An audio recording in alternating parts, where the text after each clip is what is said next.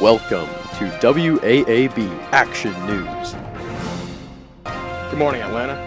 I'm Alex Baez. The cost of heating our homes and powering our vehicles is going through the roof, and we are still using conventional fossil fuels.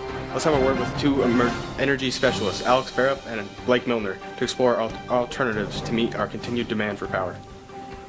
Thanks, Alex. One of our options that we can explore is nuclear power. The United States is the #1 country in the world for nuclear generation. We currently acquire 104 nuclear reactors at 64 nuclear plants. Unlike fossil fuels, fire power plants, nuclear reactors do not produce air pollution and carbon dioxide while operating. However, the processes for mining and refining uranium ore and making reactor fuel require large amounts of energy. Nuclear power plants have large amounts of metal and concrete, which also require large amounts of energy to manufacture. A major downside to this option is the very high risk of radiation being released into our atmosphere if something goes wrong with the equipment. Power plants are also a very high target for terrorism because of their potential to create a catastrophe. I don't know. Another option that's on the table is solar power. The main benefits of solar power are that solar energy systems do not produce air pollutants and carbon dioxide and are located on buildings. They have minimal impact on the environment.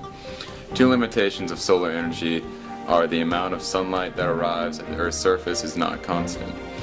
It varies depending on location, time of day, time of year, and weather conditions. Another is because the sun doesn't deliver that much energy to any one place at one time, a large surface area is required to collect the energy at a useful rate.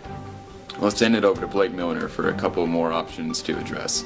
Thanks, Alex. One energy source worth the mention is wind energy. In 2012, wind turbines in the United States generated about 3% of total U.S. energy generation. Although this is a small share of the country's total electricity production, it was equal to the annual electricity use of about 12 million households. The amount of electricity generated from wind has grown significantly in recent years.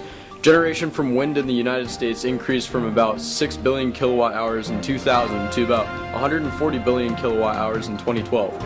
New technologies have decreased the cost of producing electricity from wind, and growth in wind power has been encouraged by tax breaks for renewable energy and green pricing programs. Wind energy is very efficient. Its energy can travel very far distances, but it poses a slight threat to wildlife. A final option we can consider is hydrogen fuel cells.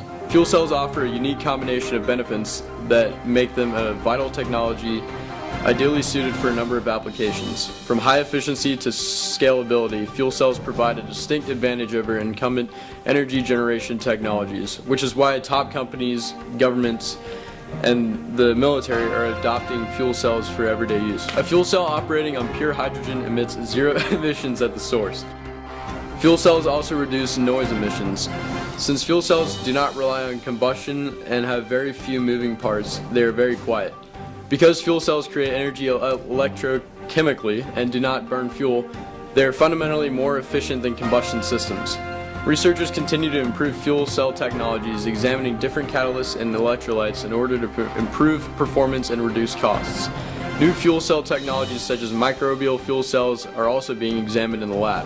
Because of their high level of efficiency, low amount of emissions, no environmental damage, and decent costs, our researchers have concluded that hydrogen fuel cells are our best and most realistic option for fulfilling our nation's energy needs. Thanks, gentlemen. Stay tuned for your local weather. Have a great one, Atlanta.